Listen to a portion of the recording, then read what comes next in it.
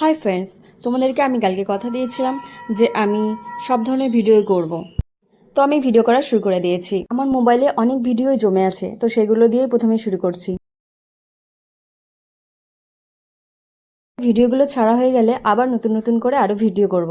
চেষ্টা করব তোমাদের সঙ্গে নতুন নতুন ভিডিও শেয়ার করতে। আর ভিডিওর প্রথমেই তোমরা খেয়াল করেছো কিনা জানি না, আমার হাজব্যান্ডের মুখটা কিন্তু খুবই একদম চুপচাপ ছিল, কারণ ও ভিডিও করতে ভালোবাসে না।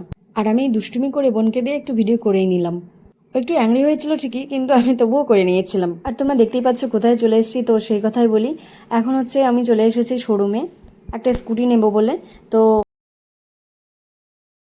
সব শোরুমে গিয়ে ও স্কুটিগুলো দেখেছিল এবং আমাকে ছবিগুলো পাঠিয়েছিল, কিন্তু আমার কোনো স্কুটি পছন্দ হয়নি। এখানে আসার পর স্কুটিটা দেখার পরে আমার পছন্দ হয়ে যায়। তো দেখতেই পাচ্ছ যে স্কুটিটা পছন্দ হয়ে গেছে, আর দেরি কেন করবো। তো ওখানে গিয়ে আমরা ডিসকাস করে নিচ্ছি, স্কুটির সম্পর্কে কিছু জানছি, উনি আমাদেরকে বুঝাচ্ছেন। প্রেগনেন্সির পর থেকে আমার আর স্কুটি চালানো কখনো হয়নি। সত্যি কথা বলতে এতদিন পরে স্কুটি চালাবো, আমার একটা নার্ভাসনেস হচ্ছে।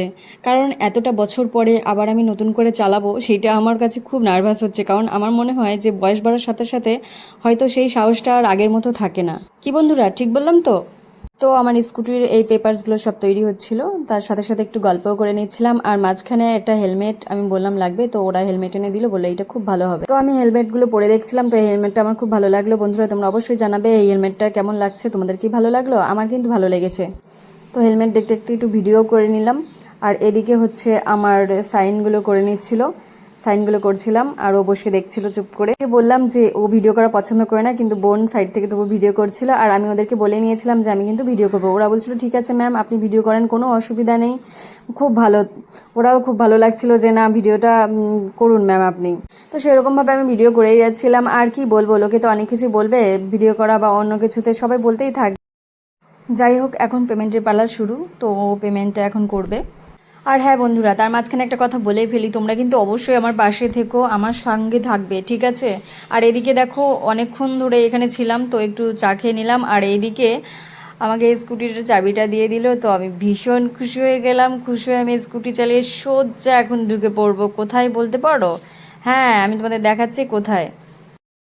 তো তোমরা বুঝেই গেছো যে আমি কোথায় চলে এসেছি। হ্যাঁ, আমি সোজা চলে এসেছি পেট্রোল পাম্পে। আর এখান থেকে পুরো ফুল ট্যাঙ্কি করে দেখো বাড়ির দিকে পুরো এগিয়ে যাচ্ছি।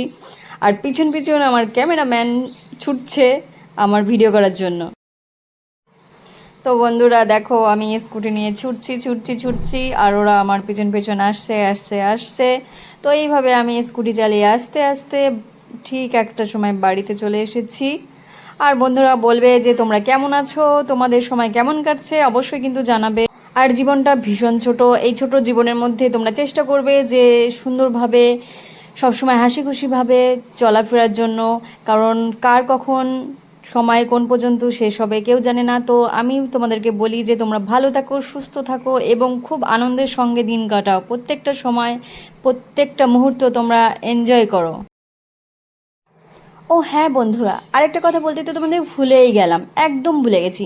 তো যাই হোক, সব কিছুই তো বলা হলো, সব ধরনের কথাই হলো। তো এইটা আমি বলতে তো ভুলেই গেলাম যে আমার স্কুটিটা তোমাদের কেমন লাগলো, এই কথাটা বলতেই তো আমি একদম ভুলেই গেলাম।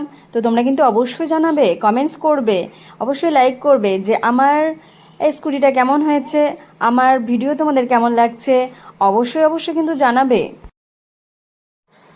আর সত্যি কথা বলতে দেখো, সবুজ এখন দেখাই যায় না, তো রাস্তার দুই ধারে এত সুন্দর সবুজ, এই দৃশ্যটাও তোমাদের সঙ্গে শেয়ার করে দিলাম। কত সুন্দর ন্যাচারাল প্রকৃতি না? সত্যি খুব সুন্দর লাগে নেচার তো।